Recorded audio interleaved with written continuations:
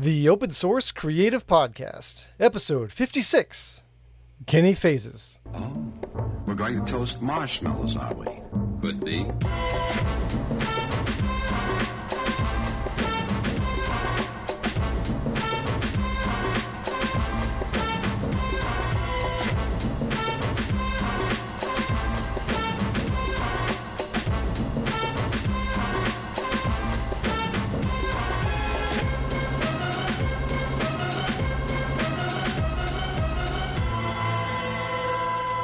Better.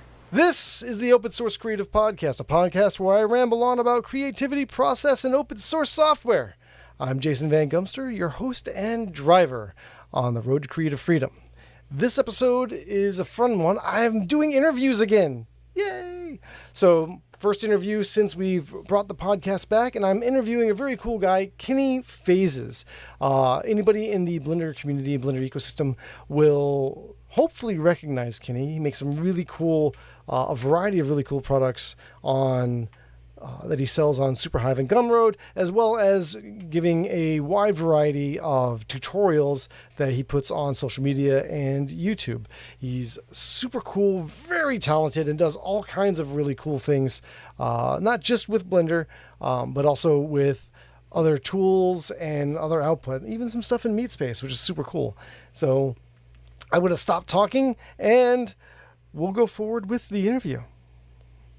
So let's go ahead and start with, how about you introduce yourself?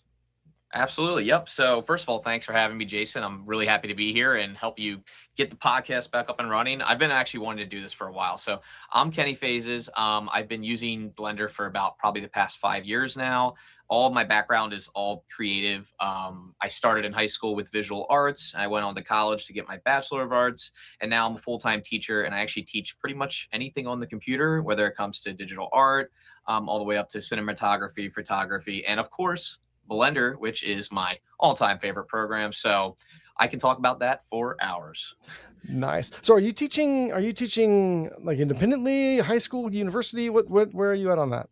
Well, I'll start back a little bit if you don't mind. I'll Sure. kind of start where it all started. So I originally never wanted to be a teacher. That was never the plan. But I originally had the YouTube channel, which I started to launch Blender YouTube tutorials on. And my wife says, well, why don't you go and teach kids how to code at this place called Code Ninjas?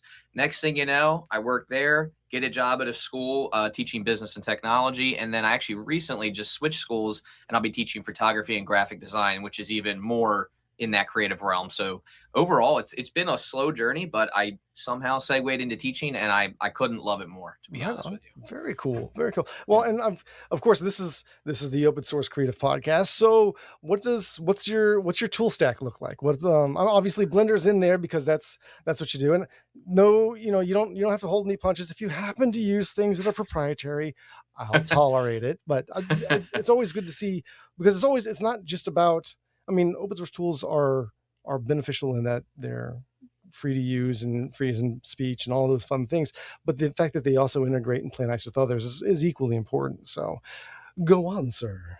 Absolutely. Oh man, where do I even begin? Because I've done a lot. It's not just Blender or limited to graphic design. I did start in Adobe Suite because that's what I learned in high school, and that at the time you could just buy Photoshop and you just had Photoshop. This was before the subscription nightmare that it is now. But back then you learned one skill and you bought the program and you mastered that program. So it was Photoshop, Illustrator, Adobe Premiere.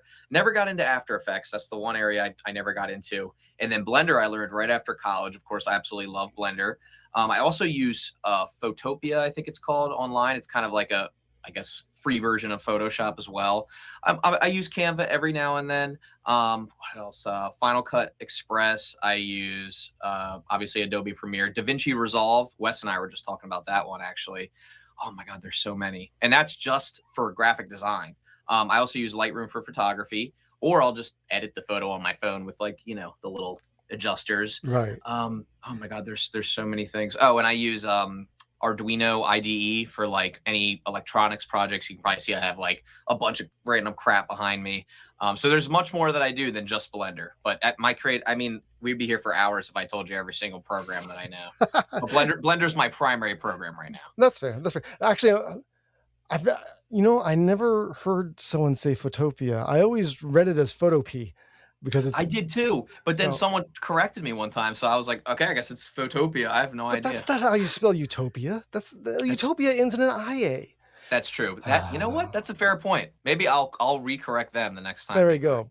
Yeah, Use some proper etymological background here. I like it. So all right, so what what's your current project? What are you working on right now? Oh man. Well, right now I'm helping Wes and, well, I guess the entire CG Cookie team with Core, working on the fundamentals of physics there. I'm also trying to get back into my own tutorials as well and launch some new products on Superhive, Gumroad, pretty much any platform that I can.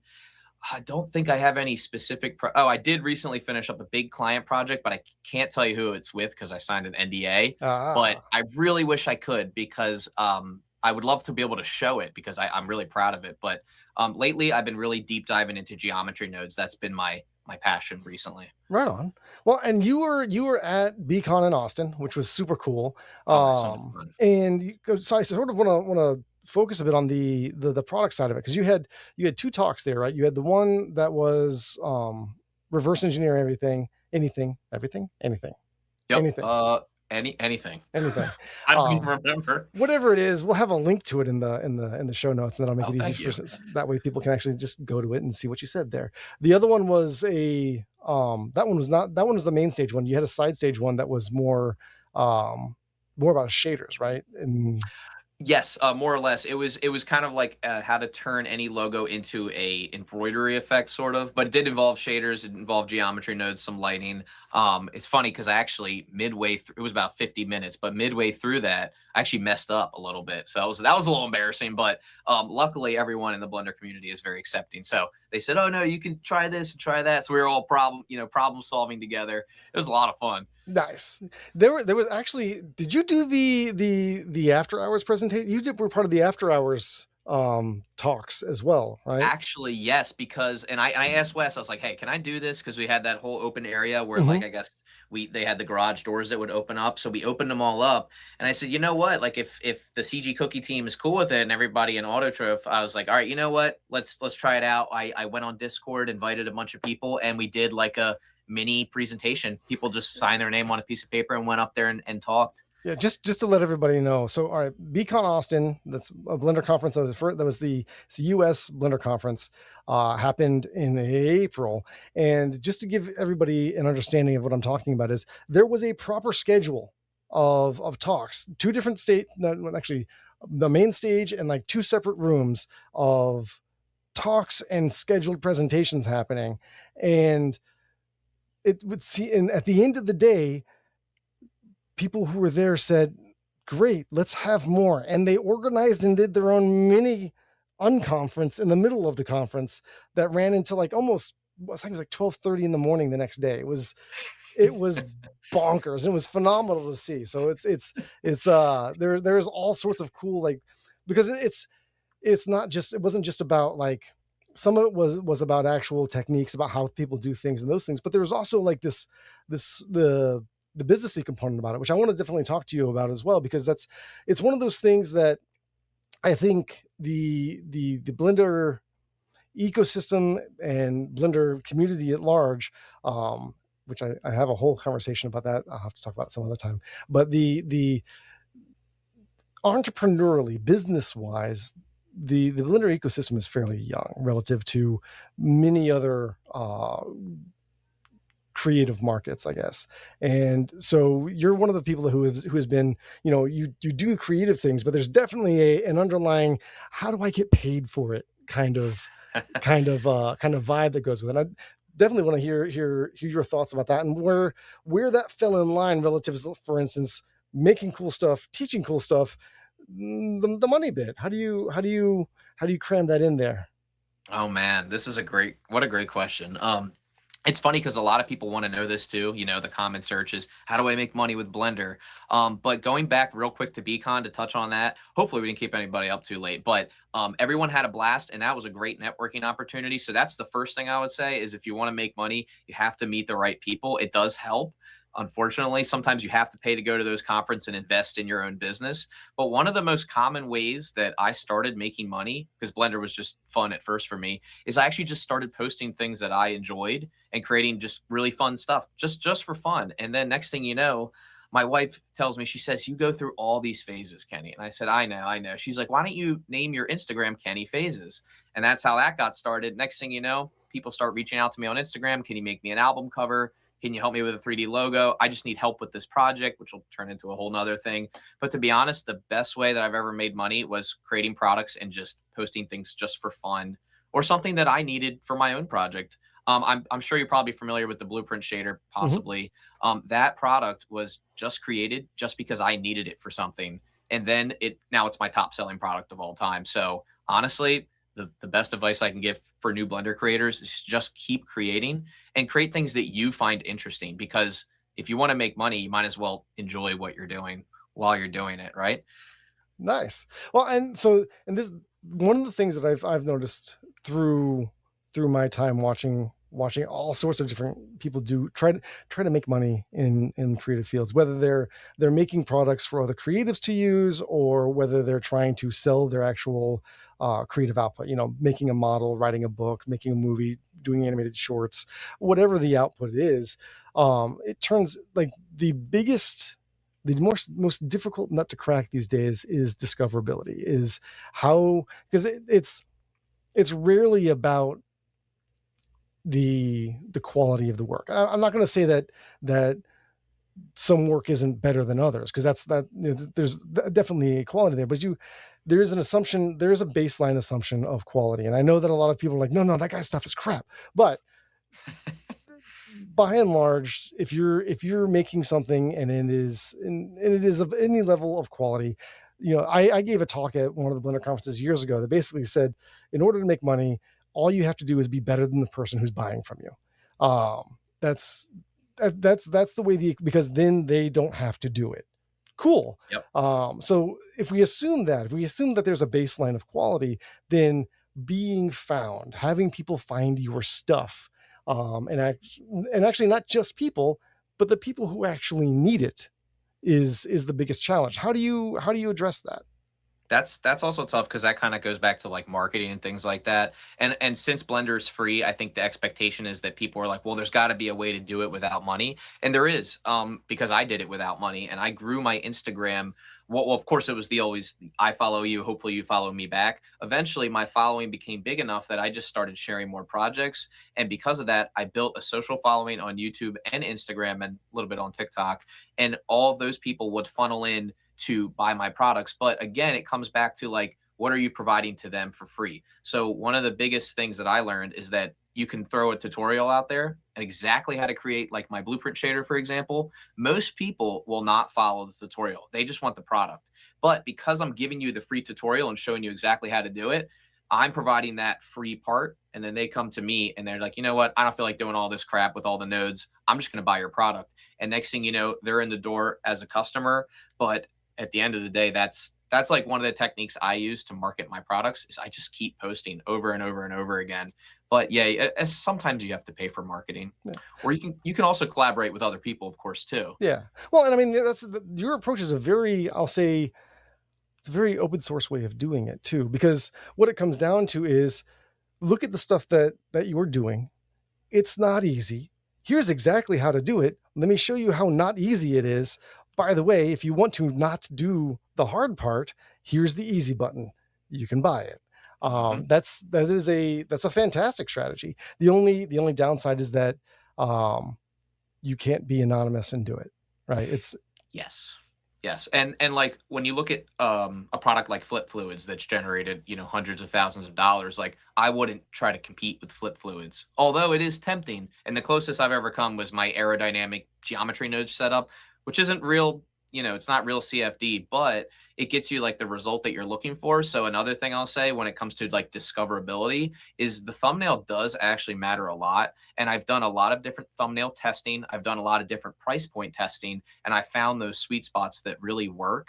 And then I'll actually sometimes feed that data into AI. I know a lot of people are a little sick of AI, but I'll do that so it can just give me a quick analysis on what's working and what's not.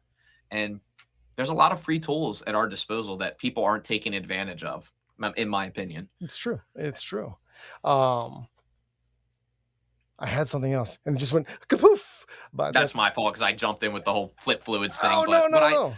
I love looking at products like that because it's so simple. It solves like, okay, here's what I was going to say. It solves one problem really, really well. My blueprint shader solved one problem really, really well. People saw it and they knew what they wanted to make with it. And that's why they bought it, because it just did one thing really, really well. It wasn't complicated. Those are the types of products that I like to design because I think they fill a gap in the market and they solve someone else's problem, just like they solved my problem.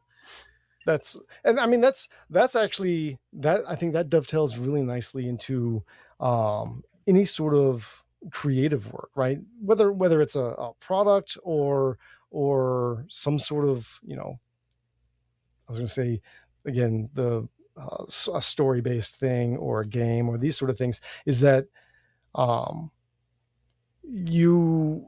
people romanticize the idea of, I mean, you actually even said it, of I'm making this for myself, right? That may be the catalyst, that may be the beginning point, but the second that it's like you give it to somebody or they buy it from you, it's not yours anymore, right? It from a legal standpoint, in terms of intellectual property, yes, it's still yours, but the notion that you are making it for yourself is gone, right? Now you have an audience, now you have something you've made for them, and it's very, I think one of the things you do really, really well is you pay attention to that audience. You're like, this is what they need, these are the pain points they're having, and this is how I address that. Exactly. Yes. And even though it's maybe not perfect, you can still post it and get that feedback from your audience. And to be honest, a lot of them have messaged me on Superhive, well, what was once Blender Market, and they've said, hey, like this isn't working. Can you help me? And then I help them. Next thing you know, they're buying another product because they're like, wow, like he's involved. He's actually listening to what we want as users. And that saves them time. It saves them troubles. Oh, not to mention, I should mention, if you are a new creator, always make a tutorial for your product, just showing how to use the product, because many new Blender users are the ones that are actually buying these things because they may not want to take the time to learn it for themselves. So I did want to jump in real quick, if I can, Jason, and mention not only is BCon such a great experience, but that was one of the reasons we're even talking right now, is because you helped me get on stage the first time and gave me an opportunity to go up there and present. And then I met Wes, and just because I talked to him, like had one little conversation, now I'm helping the whole team building core and the fundamentals of physics. So taking a chance is like really important in this community, and just not being afraid to put yourself out there and post your work. Even if it's the worst work someone's ever seen, at least you went out there and you posted it, and you might get a reaction. Someone might be interested in your work. Well, and that was actually BCon LA. That was 2 years ago. Yep. So yeah, yep. That was where all that excitement actually happened, and was super cool. That was a huge opportunity for me, and hopefully everyone else too. But it unlocked so many doors. I mean, it's insane. I do have to. I feel like I'm gonna have people yell at me if I don't bring this up, because you brought up Superhive, and they did recently switch to their support periods setup, which when I was still working there, I was very involved with that. So I have my own thoughts and opinions. What's your opinions on it, and what are you hearing about it? I guess that's on the support periods for Superhive. The whole support periods conversation, like there's so much about that. I can do a whole episode on that, but I'm not going to right now. But well, I have no time limit today, which is great. But I will say, you might have to update me on what's going on with that. But from what I last remember, I think I did give my 2 cents, because we had a little discussion on Discord about it. I see, well, again, I kind of look at everything sometimes as a business, even though Blender is free, which is like, we don't deserve it. You know what I mean? But I post my thing, right? I make my thing. I spend days or hours, weeks, months. I post it, I set it, and I forget it. To be honest, I rarely check Superhive. I just take a look at my bank account, and if money's still coming in, I know I'm doing something right. And if not, and I make some changes, develop some new products. I really, to be honest, haven't talked too much about support periods, but I'm glad to chime in. But you just have to give me an update on like any new information about it. Yeah. So my my information may be a little bit out of date, but just to bring everybody up to speed about what we're actually talking about, because I brought up the word and I didn't say what it was because I assume everybody knows. That's not necessarily the case. So just to bring everybody up to speed, first of all, Superhive used to be Blender Market. It's the largest marketplace for Blender products. Could be assets, could be add-ons, could be training. They even have like ebooks and stuff on there. It's a cool place for people to get things to do things better or faster or easier in Blender. And the earlier this year, they posted a basically sort of an announcement that there's a problem. And the problem is that the model that they've been operating on for the last 12 years, I think, since inception, is not sustainable. The core of that is the notion of a lifetime update, especially when it comes to something like an add-on. Blender's development speed is at a velocity that for a add-on developer, or even sometimes like people who do geometry nodes networks or materials, for someone who has a product in Blender that wants to stay current, there is overhead in doing that, because sometimes there are some pretty significant breakages from one version to the next, because Blender is a fast-moving target. You'll also see this when it comes to educational stuff, and you don't see tutorials update nearly as much as add-ons do. But the solution that the folks at Superhive and parent company Autotroph came up with is this concept of a support period. And the way the support period works is you buy the product, it's your product, and you have support for 12 months. And support includes updates, fixes, and conversations with the actual creator, the product creators like Kenny. And after the 12-month period is over, there's a fee to re-up for getting future updates and future support and those sort of things. Now, and this is all at the discretion of the creator. Creators on a per product basis can choose whether or not that product necessitates having support periods. So, for instance, if you're putting out a static model, a park bench or I don't know, a microphone or something like that, that's not going to change a whole lot. It's simple mesh geometry and image textures for that. Not a lot of maintenance involved with that. So you can just be one of those things that goes off. But if it's an add-on, if it's especially geometry nodes, which is many changes they do per version on that, if it's anything like that, there is a maintenance cost, and so the creator can choose to use support periods for it. There was a big kerfuffle on the initial rollout announcement of that was handled very poorly, and I was part of that. But where the thing that I think they didn't want to happen happened. What they didn't want to happen was the confusion with the concept of a support period with subscriptions.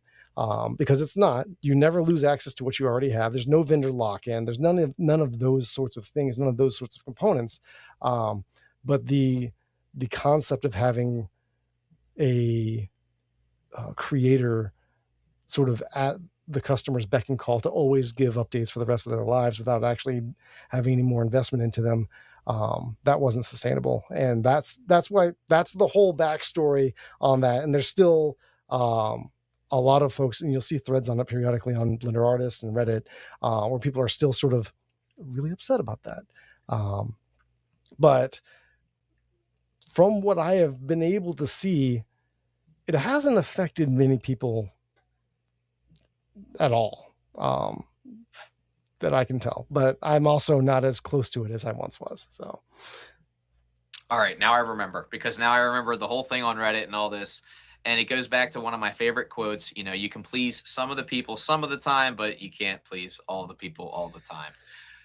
This is what a topic. You really could talk for hours about this one, especially because now I have like more of an inside scoop because we're talking about it, but I also have products on there. So for me, what's funny, you'll laugh at this. This is probably like not good on me as a creator, but I only remember to update my products when people tell me. They're like, hey, this doesn't work in, Blender or whatever. And I'm like, oh, shoot. And I have to go back in and fix it, and then I'll just re-upload the Blender file. But to be honest, most of my products, knock on wood, have not broken in newer versions. That's the only reason I really haven't updated them. Now, if I have there's only one time where I've made a product with 3 tiers, so that people can pick from 1, 2, or 3 different products and as like a bundle.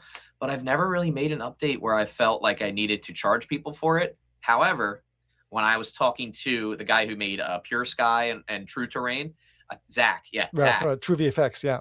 freaking genius. I've seen the work that he puts into his add-ons way more than I've ever put into it, and that deserves to be compensated in some manner or another. But you know how the community can be. Sometimes they can attack the wrong person or think that there's greed behind it. But man, it's a tough topic because I don't think there's any bad intentions anywhere. We're trying to make money just like everybody else, and you guys operate as a business. You also need to make money. It's like, I don't know. I'm not really sure who they were trying to point fingers at. It's there. I have a running theory, and I'm actually working on trying to put the data together to substantiate this. But this is relative to the Blender community, and I think there may be some truth to this in other open source communities as well. But it's become very acute in the Blender community, and that is, it used to be, and I actually wrote this in Blender for Dummies, if you're a Blender user, you are automatically part of the Blender community. That is, and from a personal standpoint, from a emotional standpoint, I still believe that. Like, you use Blender, sweet, we're friends automatically. It doesn't matter what you do, you're using Blender, we're friends. We're part of that same community. But the reality of this situation is that the growth of Blender has been so exponentially large that this is why I differentiate between the Blender ecosystem and the Blender community, is that the number of Blender users is orders of magnitude larger than the people who self-identify as being part of the Blender community, and they have different values, and this means something. And this is sort of part of one of the bits of data that I'm trying to compile together, but it means something, particularly if you're trying to run a business, because you want to make sure that you're trying, again, to your point, do your products reach the people who actually need them? And are you speaking the language that addresses their pain points? And there's the people who are in the Blender community, and I'm part of that. That's where I grew up, right? We speak differently than the people who are Blender users but aren't part of the community. So that's my little soapbox. No, I really like that. And you're so right, is that everyone uses Blender for like a different reason. And because Blender's free, I do think that sets a false pretense that everything is expected with that Blender community. However, Blender Market and then Superhive wouldn't have existed if that was the case, right? People still need to make money, and they still do with Blender. And I'm sure the entire organization knows that, and they're happy with that. When back at BCon LA, I got the fantastic opportunity to meet Tan before he stepped down, and what a nice guy, first of all. But second of all, I just said, hey, thank you, for creating Blender, or like, I guess helping maintain that status of Blender being a free tool. And he said that's the goal. Like, we wanted a free tool that everybody could use, where there was no I guess boundary to get in there. And I don't know, he was just, I just remember how nice he was. And I could just tell that he believed in that vision. And I'll never forget meeting him, just because I feel like he embodied that creative freedom that he wanted everybody else to have. Who knew it would cause so much backlash? No, but it's just funny, because it's like, we can't have a good thing. Like, Blender's free. Like, what more can you want? Like, of course people are going to try to make money off of it. I make money off of it. I'm not afraid to admit that, but I also try to help support people in the way that I can. So it's tough to see that kind of, like, I guess, negativity in the community, because instead of working towards the problem and the solution, I think there's a lot of pointing fingers. So it would be nice if we came together more as a community and discussed it, which is what I think you're open to doing, and everyone else is. And that's where I think it's like, being open and transparent about it is so important. So I'm glad you guys are doing that. And you're always going to have someone that's upset no matter what. You just can't please everybody. Just can't. I mean, and it's I think one of the cool things about open source isn't just the code, right? There's the whole open culture component of that fits in with it. And that's also more than just artifacts, products, right? And so Creative Commons and all the other different licenses, like, you have these outputs, you've got Creative Commons music and videos and images and these sorts of things. And you have GPL and MIT when it comes to software and BSD licenses and those sorts of things. But that's a structure, that's a codification around the notion of having a conversation and being willing not to be willing to let someone else speak, but actually listening to them, right? I think that's a component of open culture that I think often gets missed, is that there isn't, everybody can say something, but I don't have to listen to it, which is it can be very infuriating because it's open but not open-minded. Who knew Blender could be so political? I mean, well, there is a certain corner of the world that says everything's political. So, and I say corner of the world, I mean, well, the world's round, so it's all over the place. But Flat Earth theory. Wait. Even then, think it's a disc, so it's still round.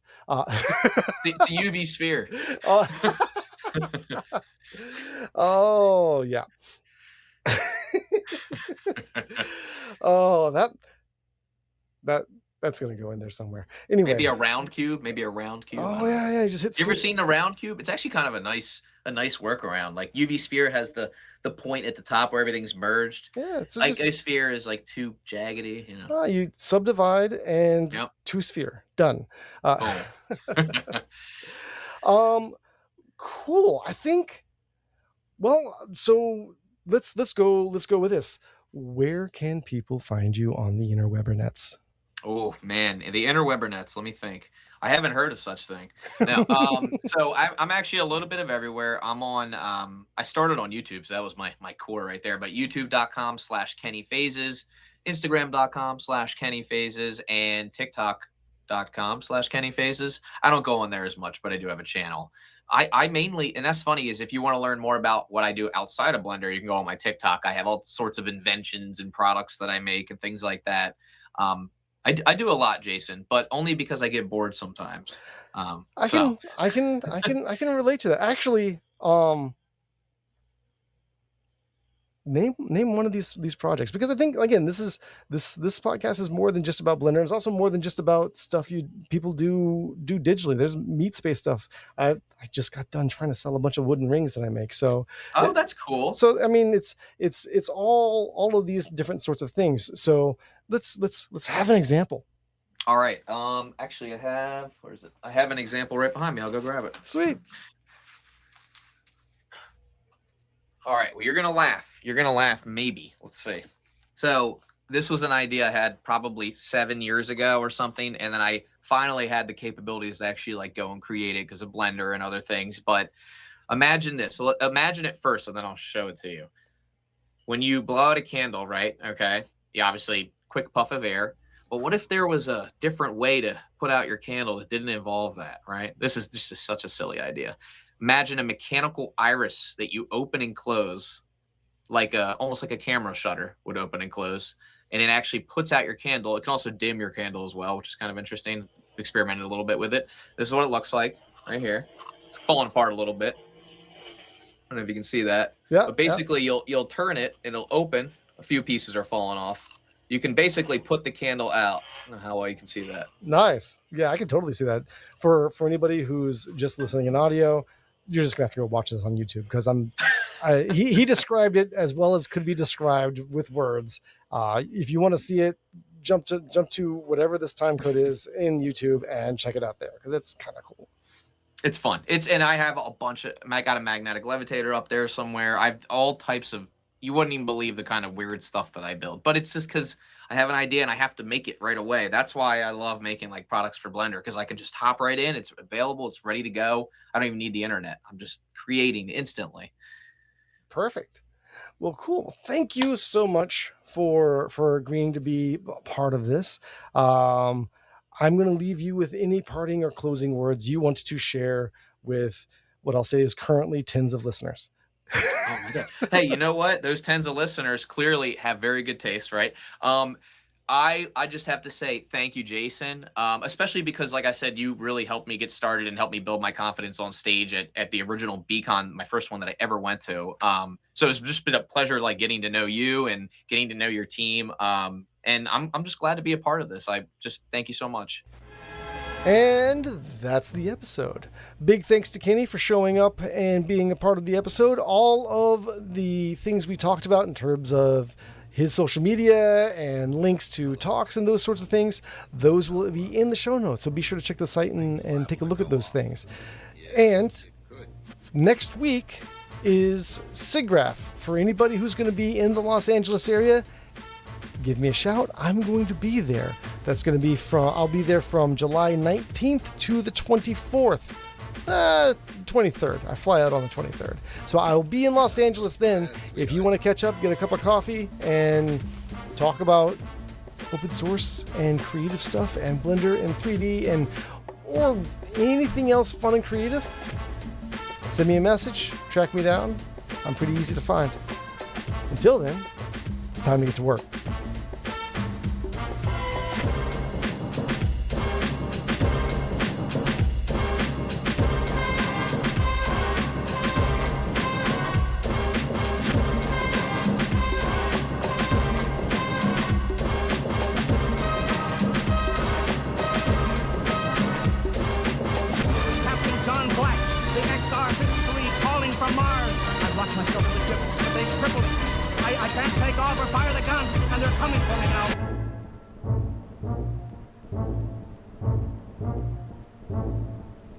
And this is the last job.